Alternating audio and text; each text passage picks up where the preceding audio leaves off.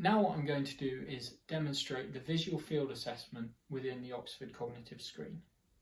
To set up for this assessment, you need your OCS grading sheet and you need to be sat directly opposite your participant.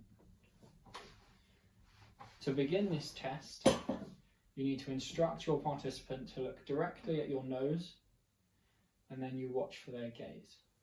And whilst this is an assessment for hemianopia or visual neglect, you can take this opportunity to look for ocular alignment or ocular motility by looking to see if the patient's eyes are moving at the same time, or you can look for gaze paralysis to see if the patient's eyes are moving in synchronization or if they move quickly and then slowly return to the position they were just in.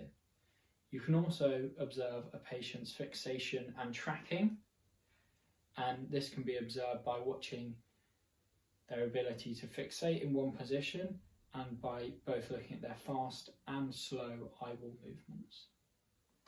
So now we'll resume the demonstration.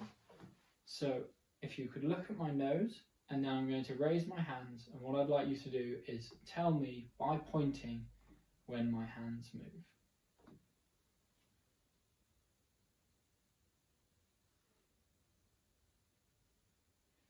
And now I'm going to lower my hands and we'll repeat.